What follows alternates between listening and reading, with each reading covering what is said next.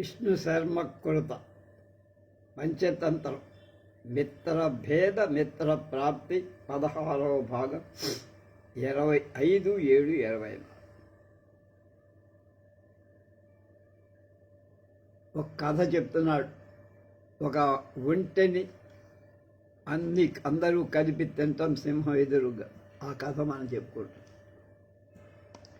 మిత్రభేదం కనుక నిన్ను ప్రభువుకు నిర్దోషిగా చేస్తా అన్న సోపిత శ్రుత్వా యావిత్ కించోన్మానం సమాస్వాదజి తాపచ్చతురణం భో క్రవ్యముఖ సమాగచ్చతి స్వామీ తచ్చ క్వయనం దూరే తిష్ట ఏనాస్య భక్షణం న వికల్పయతి తథానుష్ఠితే సింహః సమాయాతో యావద్దృష్టం పశ్యతి తావదృక్తీభూతకృతో హృదయో దాసేరుకః తతో భృకుటిం కృత్వా పరుషతరమాహ అహో తేనైష ఉష్ట్రం ఉచ్ఛిష్టతాం నీతో ఏన తమపి వ్యాపాదయ ఏవం అభిహితే క్రవ్యముఖశ్చతుర కమ అవలోకయతి అధ చతురకో విహోస్యావాచ భో మానునాదృత్య పిశితం భక్షయిత్వా అధునా మున్ముఖ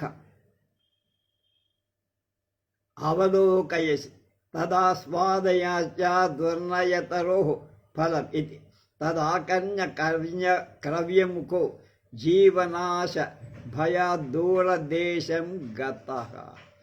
అప్పుడు క్రవ్యముఖుడు దాన్ని విని కొంచెం మాంసం రుచి చూడగానే చతురకుడన పోయి క్రవ్యముఖ ప్రభు వస్తున్నాడు, అందుచేత తినడం వదలి ప్రభువుకి సందేహం రాకుండా దూరంగా వెళ్ళి. అలా చేయగానే సింహం వచ్చింది, ఒంటెను చూసింది. కుంటెకు గుండెకాయ లేకపోవడం గుర్తించింది. కనుబొమ్మలు పెనవేసి క్రోధంతో పలికింది, ఒరే ఎవడు ఈ ఒంటెను ఎంగిలి చేశా వాణ్ణి కూడా చంపేస్తా అని అనగానే క్రవ్యముఖుడు చతురకుడి ముఖం వైపు చూశాడు. అప్పుడు చతురకుడు నవ్వి ఇలా చెప్పాడు, ఒరి నన్ను నిర్లక్ష్యం చేసి మాంసం తిని ఇప్పుడు నా ముఖం చూస్తున్నావు కనుక ఈ పాప వృక్ష ఫలం రుచి చూడు అని దాన్ని విని క్రవ్యముఖుడు ప్రాణభీతితో దూరంగా పారిపోయాడు. ఏతస్మిన్నంతరే తేన మార్గేణ దాసేరకసాధు భారాక్రాంతః సమాయాత తస్యాగ్రే సరోష్ట్రస్య కంఠే మహతీ ఘంటాబద్ధ తస్యాహ శబ్దం దూరతోస్యా కర్ణ్యసింహో జంబుకమాహ భద్ర జ్ఞాయతాం కిమేష రౌద్రః శబ్ద శ్రూయతే శ్రుతపూర్వః చుత్సుత్వా చతురకః కించిద్వనాంతరం గత్వా సత్వరమభ్యుపేత్య ప్రోవాచ స్వామి గమ్యతాం యది శక్నోపి గంతుం సోబ్రవీత్ భద్ర కిమేవం మా వ్యాకులయసి తత్కథయః కిమేతత్ ఇది చతురక ఆహ స్వామి ఏష ధర్మరాజస్తవోపరి కుపితః యదనేన దాసైరకు యమకాలే మదీయో వ్యాపాదితః తత్సహస్ర గుణముష్ట్రమస్య సకాశాద్గ్రహీష్య ఇది నిశ్చిత్వ బృహన్మానస మాదాయ అగ్రేసరరోష్ట్రస్య గ్రీవాయాం ఘంటాం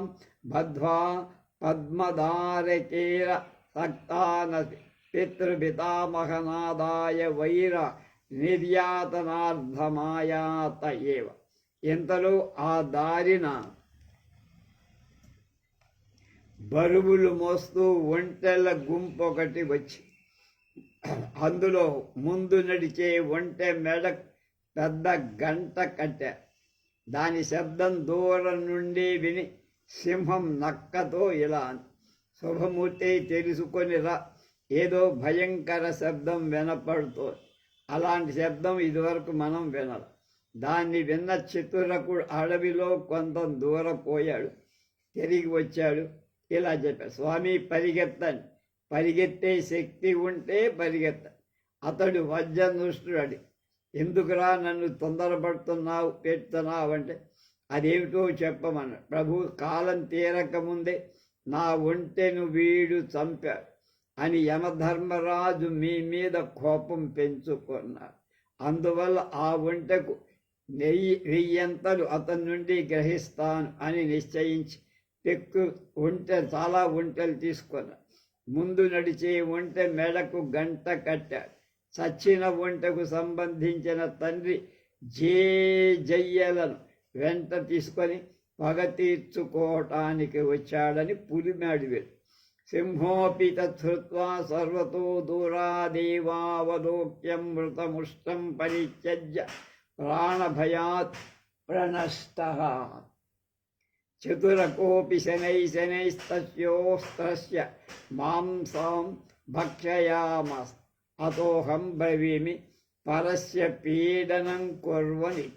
సింహం కూడా దాని అంతా దూరం నుండే చూసి చచ్చిన ఒంటెను విడిచిపెట్టి ప్రాణభయంతో కనపడకుండా పరిగెత్తి. అందువల్ల నేను చెప్పదలిచేది ఏమిటంటే వరస్య పీడనం కుర్వ, ఇతరులను బాధించి అయినా అని సామెత గుర్తులు. అధ దమనకే గతే సంజీవకశ్చింతయామాస్ అహో కిమేతస్మయాకృతం యజ్జత్పాదోపి మాంసాసినంతస్యానుగమః సంవృత్తః అథవా స్వాద్భిదముచ్యతే ఆగమ్యాన్య పుమాన్యాతి అసేవ్యాంశ్చ నిషేవతే న మృత్యుముపగృహ్ణాతి గర్భమస్వతరీ తథా తత్కిం కరోమి క్వ గచ్ఛామి అధమే శాంతిర్భవిష్యతి అథవా తమేవ పింగళకం గచ్ఛామి కదాచిన్మాం శరణాగతం రక్ష ప్రాణైర్న వియోజయతి యత ఉక్తంచ ధర్మార్థం వ్యతతామపీహ విపదో దైవాజ్యది స్యుః క్వచిత్ తత్తాసాముపశాంతయే సుమతిభిః కార్యో విశేషాన్నయః లోకే ఖ్యాతి ఖ్యాతి ఉపాగతత్ర సకలే లోకోక్తిరేషాయతో దగ్ధానాం కిల వక్నినా హితకరః శకోపి తస్యోద్భవః. అలా దమనకుడు వెళ్ళగానే సంజీవకుడు ఆలోచించి, నేను ఎందుకు ఇలా చేశాను? గడ్డి తినేవాడిని మాంసం తినేవాడి సేవకుణ్ణి ఎందుకయ్యా? పెద్దలు కూడా ఒక మాట చెప్పారు, ఎవరు చేరకూడని వాళ్ళని చేరతారు, సేవింప తగని వాళ్లను సేవిస్తారు. వాడు కంచరగాడిద తన తావు కోసం గర్భం ధరించినట్లు మరణిస్తాడు. కనుక నేనేం చెయ్యాలి? ఎక్కడికి వెళ్ళాలి? నాకు శాంతి ఎలా దొరుకు? లేక ఆ పింగళకుడి దగ్గర పోదాం? ఒకవేళ శరణాగతుడైన నన్ను రక్షించవచ్చు, ప్రాణాలు తీయకపోవచ్చు. ఎందుకంటే పెద్దలు ఏం చెప్పారు? ఈ ప్రపంచంలో ధర్మంగా నడిచే వాళ్ళకి, అంటే ధర్మం కోసం ప్రయత్నించే వాళ్ళు దైవ వశంలో ఒకప్పుడు ఆపదలు రావచ్చు.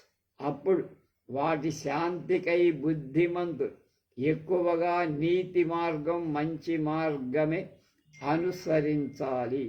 లోకమంతటా ప్రసిద్ధమైన ఈ లోకోక్తి సామెత ఉంది. అగ్నిచే కాలిన వాళ్ళకి అగ్నిజన్యమైన ఉడుకు కావటం మంచిగానే కనిపిస్తుంది. తథాచ లోకోధవాతనుభృతాం నిజ కర్మ పాకం నిత్యం సమాశ్రితవతాం సుహిత క్రియాణం భవాజ్జితం శుభమధాప్యశుభం నికామం యద్భావి తద్భవతి నాత్ర విచారహేతుః అవరంచాస్యత్ర గతస్యాపి కస్యచిద్దుష్టసత్వస్య మాంసాసినః సకాశాన్ మృత్యుర్భవిష్యతి తద్వరం సింహాత్ ఉక్తంచ మహద్భిః త్వద్ధమానస్య వివదేవ గరీయసి దంతభంగోపి నాగానాం వరం గిరివిదారణే తథా చ మహతోపి క్షయం లబ్ధ్వా శ్లాఘ్యం నీచోపి గచ్చతి దానార్థీ మధుపో యద్వన్ గజకర్ణ సమాహత. అందుకని ఈ ప్రపంచంలో ప్రాణం ఉన్న వాళ్ళంతా కర్మఫలం అనుభవించక తప్పదు. ప్రతి శరీరధారి తాను నేర్పుగా చేసే పనుల ద్వారా మంచి చెడ్డ పని చేస్తూనే ఉంటాడు. కర్మఫలంగా మేలు కానీ కీడు కానీ, మంచి చేస్తే మేలు, తప్పు చేస్తే కీడు. అందువల్ల ఏది జరగాలో అది జరుగుతుంది. ఇందులో విచారించాల్సింది ఏం లేదు. మరి ఇంకొక చోటికి పోయిన మాంసాహారి అయిన ఒకానొక దుష్ట జంతువు ద్వారా నాకు మరణం సంభవించవచ్చు. దానికంటే సింహం వల్లనే ఉత్తమం. విజ్ఞులు అన్నారు ఏమని, మహాత్ములతో సంఘర్షణ పడేవాడి ఆపద వచ్చిన అది గౌరవమే. కొండను చీల్చేటప్పుడు ఏనుగులకు కోరలు ఊడినా అది గొప్పతనమే. అలాగే మహాపురుషుల వల్ల నీచుడు మరణం పొందిన పొగడబడతా. ఏనుగు మదజలం తాగబోయి చెవుల చేత కొట్టబడి చస్తుంది. అయినా లోకంలో దాని గౌరవం ఉందా? ఏవం నిశ్చిత్య సస్ఖలితగతిర్మందం గత్వా సింహాశ్రయం ప్రశ్యన్న పఠత్ అహో స్వాద్విధముచ్యతే. అంతర్లీన భుజంగమం గృహమివ జ్వాలాకులం వా వనః గ్రాహాకీర్ణమివాభిరామ కమల ఛాయాసనాథం నరః నానాదుష్టజనైరసత్యవచనాసక్తైర్ అనార్యైర్వృతం దుఃఖేన ప్రతిగమ్యతే ప్రచకితైరాజ్ఞాం గృహం వాద్ధివత్. ఏవం పఠన్ దమనోక్త ఆకారం పింగళకం దృష్ట్వా ప్రచకిత సంవృత శరీరో దూరతరం ప్రణామం కృతి వినా ఉప్యరిస్త.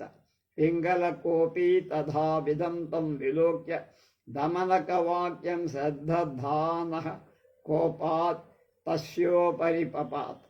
అధా సంజీవకః ఖరనఖర వికర్తిత పృష్టః శృంగాభ్యాం హంతుమిచ్చన్ యుద్ధాయావస్థిత. ఇలా నిశ్చయించి అడుగులు తడబడుతుండగా మెల్లగా వెళ్ళి అతడు సంజీవకుడు సింహం ఉన్న చోటికి వెళ్ళి ఈ శ్లోకం పఠించారు. ఏమని? అగా పెద్దలు నిజం చెప్పారు. పాములు లోపల దాగిన ఇల్లులాగా, అగ్ని జ్వాలలు కమ్ముకొన్న అడవిలా, అందమైన తామర పూల చేత అలంకృతమైన మొసళ్ళ చేత కిక్కిరిసిన సరోవరం లాగా రాజగృహం చాలా భయంకరం. అలాగే అది అసత్య ప్రియులు అనార్యులు అయిన బహువిధ దుష్ట జనుల చేత కల్లోలితమైన సముద్రంలా ఉంటుంది. అక్కడికి సజ్జనుడు దుఃఖంతో అశుభ శంకతో తడపడుతూ పోతారు. అలా పఠిస్తూ దమనకుడు చెప్పిన ఆకారంలో ఉన్న పింగళకుణ్ణి చూసి సంజీవకుడు ఆశ్చర్యపోయాడు. వెంటనే తన్ను తాను సంభాళించుకొని తేరుకొని ప్రణామం చెయ్యకుండానే కూర్చుంది. పింగళకుడు ఈ విధంగా ఉండేవాణ్ణి చూశాడు. దమనకుడి వాక్యం సత్యం అని నమ్మారు. కోపంతో అతడిపై పడ్డాడు. అప్పుడు సంజీవకుడు తన వాడి గోళ్ల చోట వీపు చిట్లిన తన 2 కొమ్ములతో దాని పొట్ట పొడి చేసి ఏదో విధంగా అతనికి దూరంగా పోయాడు. కొమ్ములచే పొడి సంపదల యుద్ధానికి సన్నిధుడై నిలబడ్డాడు. అధద్వావసితౌ పుష్పిత పలాశ సదృశౌ పరస్పర వధకాంక్షిణో దుష్టవా కరటకో దమనకం ఆహ. భో మూఢమతి, అనయోర్విరోధం వితన్వత త్వయా సాధు నృతం నచత్వం నీతితత్వం వెచ్ నీతివద్భిరుక్తం చ కార్యాణ్యుత్తమదండసాహసఫలం న్యాయాన సాధ్యాని యే ప్రీత్యా సంశమయంతి నీతికుశలాః సామ్నైవ తే మంత్రిణః నిస్సారాల్పఫలాని యే త్వ విధినా వాంఛन्ति దండోద్యమయి స్తేషాం దుర్నయచేష్టితై నరవతే ఆరోప్యతే శ్రీస్తులాం. అప్పుడు వాళ్ళిద్దరు గాయాల రక్తం వల్ల ఎర్రగా ఒకళ్ళనొకరు చంపుకునే కోరికలు. అలా ఉండే వాళ్ళిద్దరినీ చూసి కరటకుడు దమనకుతో, ఒరే మూఢుడా, నువ్వు వాళ్ళిద్దరికీ విరోధం పెంచావురా, ఇది మంచి పని కాదు. పెద్దలు ఏం చెప్పారు? ప్రబల యుద్ధాల సాహస కృత్యాల ఫలాలై శ్రమ సాధ్యాలైన కార్యాలను ప్రేమతో సామ ఉపాయంతో ఎవరు శాంతింపజేస్తారో నెరవేరుస్తారో వాళ్లే మంత్రి పదవికి అర్హులు. ఇక ఎవరు అయినా సారహీనులవుతారు. అల్ప ప్రయోజనాలైన కార్యాలను అన్యాయంతో దండనీతితో ఎవరు సాధించాలనుకుంటారు వారి అవినీతి కృత్యాల ప్రభువు యొక్క రాజ్యలక్ష్మి తక్కెడ ఎక్కుదంటే సందేహంలో పడుతుంది. తద్యది స్వామ్యభిఘాతో భవిష్యత్ తత్కిం త్వదీయమంతరబుద్ధ్యాక్రియే అధ సంజీవకో న వధ్యతే తథాప్యభవ్యం యతః ప్రాణసందేహాత్ తస్య చ వధః పరమావశ్యక తన్మూఢ కథం త్వం మంత్రి పదవబధిదసి సామసిద్ధిం న వేచ్ఛి తద్వృధా మనోరథోయం తే దండరుచేః ఉక్తం చ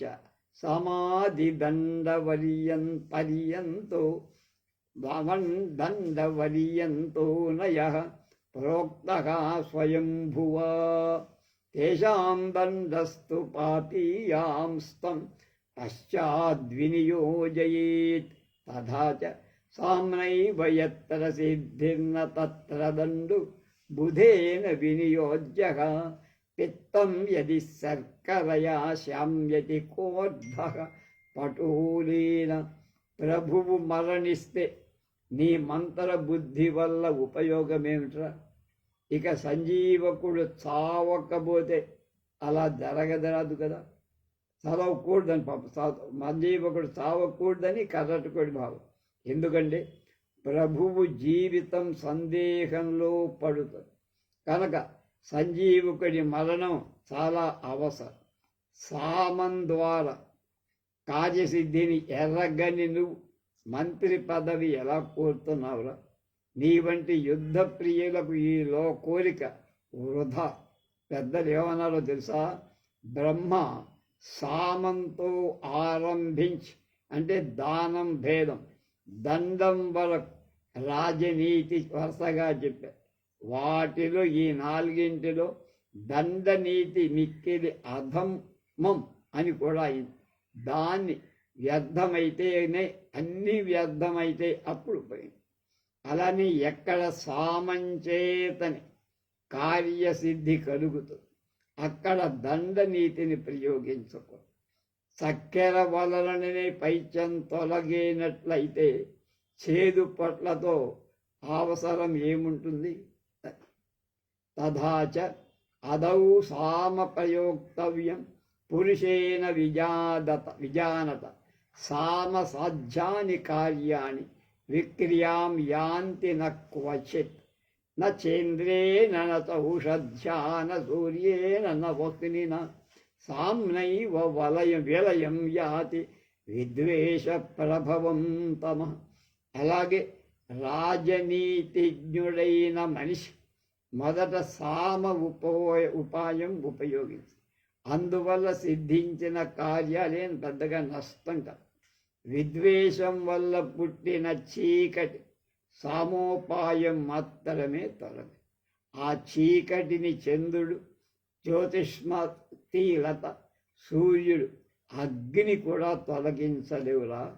యథాయత్వం మంత్రిత్వమభిలషసి తదవ్యయుక్తం యతస్త్వం మంత్రగతిం నవెచ్చ యతః పంచవిధో మంత్ర నచ కర్మణామారంభోపాయ పురుషద్రవ్య సంపత్ దేశకాల విభాగక వినిపాత ప్రతీకార కార్యసిద్ధిశ్చేత్ సోయం స్వామ్యమాత్యయోరేకతరస్య కిం వాద్వయోరపి వినిపాత సముత్పద్యతే లగ్న తజ్యది కాచిచ్చక్తి అస్తి తద్విచించతాం వినిపాత ప్రతీకార భిన్న సంధానే మంత్రిణాం బుద్ధి పరీక్ష తన్మూర్ఖా తత్కర్తుమనమర్థస్త్వం యతో విపరీత బుద్ధిరసి ఉక్తంచ.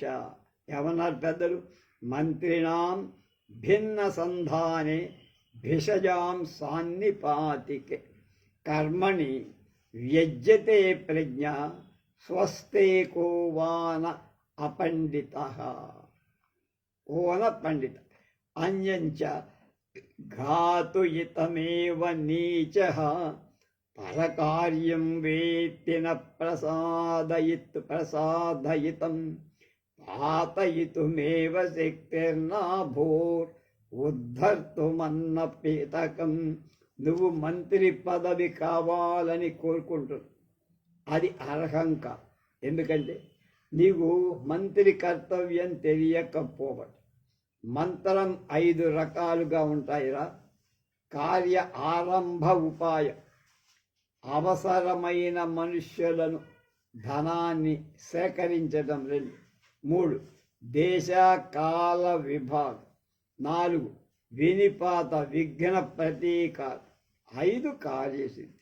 ప్రస్తుతం ప్రభువు మంత్రులతో పింగళక సంజీవకులలో ఒకరి కానీ లేక ఇద్దరి కానీ మరణం దగ్గరకు వచ్చి శక్తి ఉంటే ఈ ఆపద తొలగే మార్గం చూడు. భిన్నులను విరోధులను కలపటంలోనే మంత్రుల బుద్ధి పరీక్ష ఉంటుంది. ఒరే మూర్ఖ, అలా చేసే శక్తి నీకు లేదు.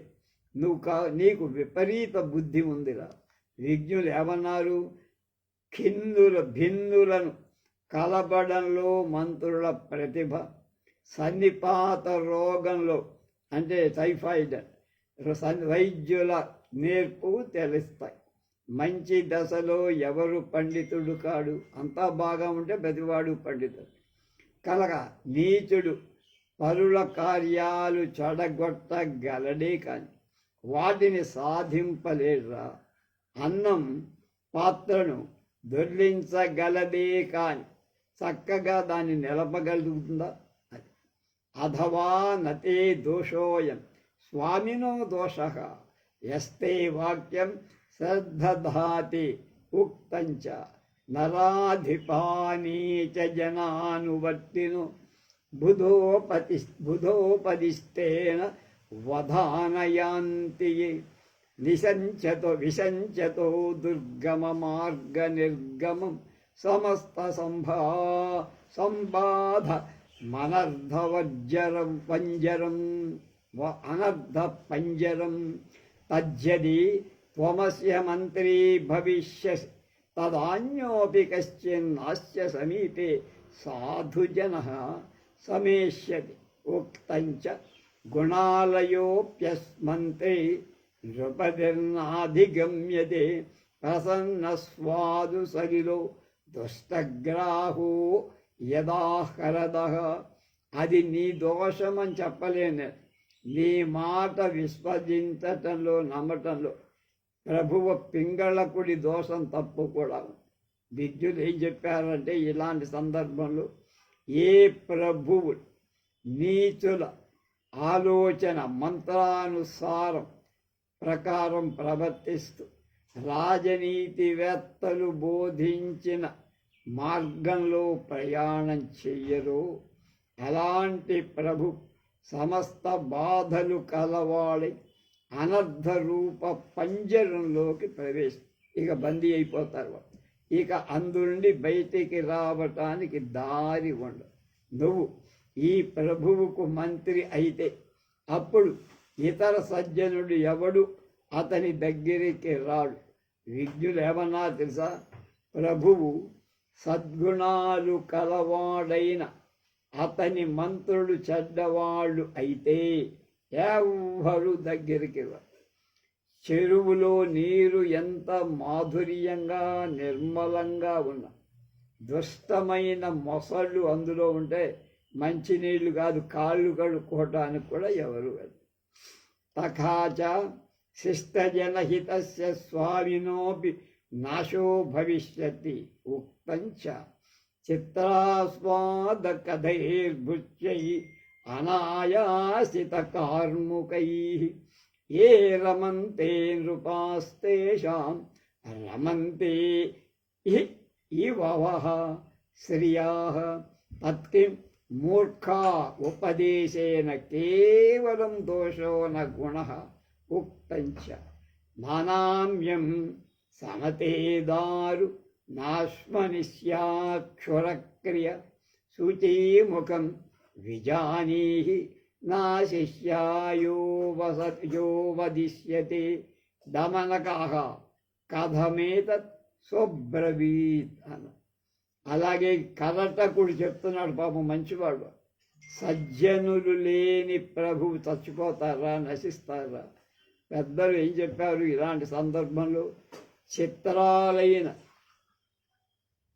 తీయటి కథలు చెప్పేవాడు, అంటే అవసరం వచ్చినప్పుడు దగ్గర చేయడం, విల్లును ఎక్కువ పెట్టలేనివాడు అయిన సేవకులతో ప్రభువులు ఏమైనా లాభం పొందగలరా? ఆ ప్రభువుల శత్రువులు సంపదలతో ఆనందిస్తారు, దోచుకుంటూ. అంటే వీరి సంపదలు శత్రువుల వశం అవుతుంది.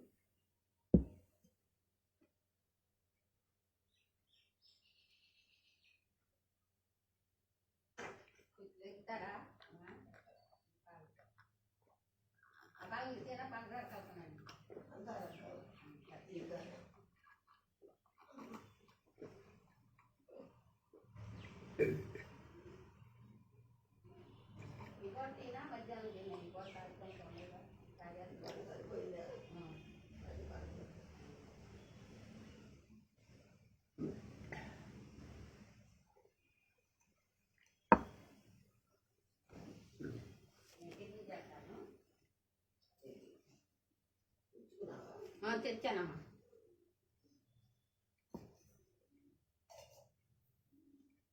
అది తీసేనా? అయినా మూర్ఖుడి ఉపదేశించడం వల్ల ఉపయోగం లేదురా. దోషమే కానీ గుణం లేదు. పెద్దలు ఇలాంటి సందర్భంలో ఒక నీతి వాక్యం చెప్పారా? వంగని కర్ర, ఎండిన కర్ర వంగ, పచ్చి కర్రే వంచాలి. రాతిపై బండపై మంగలి కత్తి పని చేయ, దాని కొయ్యలేదు. శిష్యుడుగాని వాడికి ఏమి ఉపదేశించకు. సూచీముఖం అనే పక్షి ఎందుకు ఉదాహరణగా చెబుతారా లోకల్లో అన్నాడు. దమనకుడు అడిగాడు, ఏమిటా కథ? సూచీముఖం కథ ఏమిటో చెప్పవయ్యా అన్న. కథ 17వ కథ ఇది. సూచీముఖ వానరయూధ కథ. అస్తి కస్మించిత్ పర్వతైకదేశే వానరయూధం తచ్చ కదాచిద్ధేమంతమ సమయే అతి కఠోరవాత సంస్పర్శ వేపమాన కరేవలం తుషారవర్షోద్ధతం ప్రహర్ష ఘనధారానిపాత సమాహతం న కథంచిత్ శాంతిమగత్ అధ కేచిద్వానరా వహ్ని కణసదృశాన్ని గుంజాఫలాన్యవ్యచిత్య వహ్నివాంఛయ ఫూత్కర్వంతస్తస్తు అధ శుచీముఖో నామ పక్షి తేషాం తం హృదయా సమవాలోక్య ప్రోవ భోః సర్వే మూర్ఖా యూయం నైతే వహ్నికణాః గుంజాఫలాన్యేత తత్కిం వృధాశ్రమేణ నైతస్మాచ్చీతరక్ష భవిష్యత్ తదన్విష్యతాం కశ్చిన్నిర్వాతో వనప్రదేశో గుహాగిరికందరం వా అద్యాపి సాటోపా మేఘాదృశ్యత్. ఒకానొక పర్వత భాగంలో ఒక కోతుల గుంపు. ఆ కోతుల గుంపు ఒకప్పుడు హేమంతకాలం చలికాలంలో చాలా తీవ్రంగా చలి గాలితో వణికిపోతుంది. మంచులా దట్టంగా కమ్ముకున్న మేఘాలు ముసలధారలు రోకళ్ళ మాదిరిలా వర్షిస్తారు. అందువల్ల కోతులు చాలా బాధపడి ఏ విధంగా వాటికి శాంతి దొరకదు. అప్పుడు కొన్ని కోతులు నిప్పు కణాల వంటి గురి గింజలను ఏరుకొంచే గురివింద గింజలు తెచ్చాయి. వాటిని ఒక చోట మంటను పుట్టించే కోరికతో ఊదుతూ అందులోంచి అగ్ని వస్తాయనుకున్నాయి. ఆ సమయంలో సూచీముఖుడనే ఒక పక్షి ఆ కోతుల యొక్క వ్యర్థ శ్రమను చూసి ఇలా చెప్పింది, ఒరే మూర్ఖులారా, అవి అగ్ని కణాలు కావురా, గురివింద గింజలరా. అందువల్ల వ్యర్థంగా అందులోంచి అగ్ని వస్తుందని పాటుపడుతున్నారు. ఈ పని చేత మీ చలి బాధ తీరదు. ఏదైనా గాలి లేని ప్రదేశం కానీ, గుహ కానీ, కొండ చర్య కానీ వెతకండ్రా. వెళ్ళి అక్కడ హాయిగా వెచ్చగా ఉండండ్రా. ఇంకా మేఘాలు దట్టంగా వస్తాయి అంతే. అధ తేషామేకతమో వృద్ధవానరంతం ఉవాచ భో మూర్ఖ కిం తావదనేన వ్యాపారేణ తద్గమ్యతాం ఉక్తంచ. పెద్దలేమన్నారు, ముహుర్విఘ్ని కర్మాణం జ్యూతకారం పరాజితం నాలావయేత్ వివేకజ్ఞో యదీచ్ఛే సిద్ధిమాత్మనః తథా చ అఖేటకం వృధా క్లేశం మూర్ఖం వ్యసన సంస్థితం ఆలాపయతి యో మూఢః స గచ్చతి పరాభవం.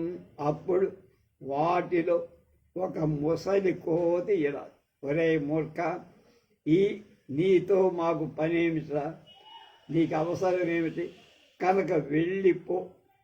విజ్ఞులు ఏం చెప్పారంటే, ఏమంది, కోతి ఆ పక్షిని వెళ్ళిపోమ్మని. మాటి మాటికి చేసే పని చెడినవాడు, జోదగాడు, ఓటమి పొందినవాడు, ఈ ముగ్గురితో అంటే సిద్ధిని శుభం కోరే వివేకి మాట్లాడు. అలాగే వేటగాడు, వ్యర్థ పరిశ్రమ చేసేవాడు, మూర్ఖుడు, వ్యసనలంపడు, ఈ నలుగురితో మాట్లాడేవాడు మూడు. వాడు అవమానం పొందుతాడు.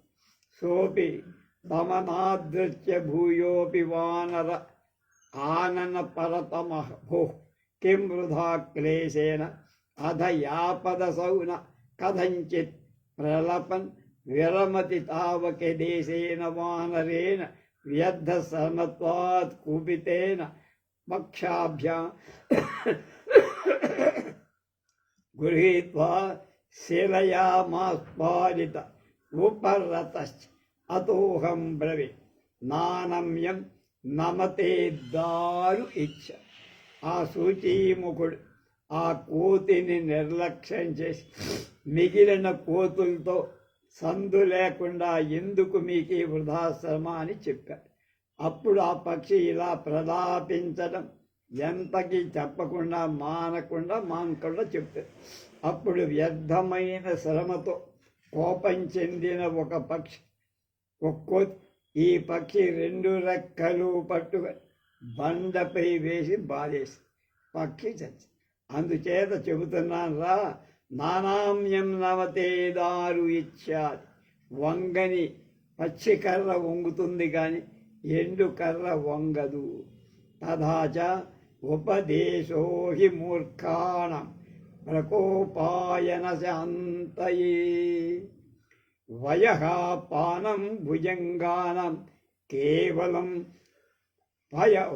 పయపానం భుజంగానం కేవలం విషవర్ధనం అన్యచ్చ ఉపదేశో న దాతవ్యో యాదృశే తాదృశే జని పశ్య వానరమూర్ఖేన సుగృహీ నిగృహీకృతః దమనక ఆహ కథమేతత్ స్వబ్రవీత్ అన.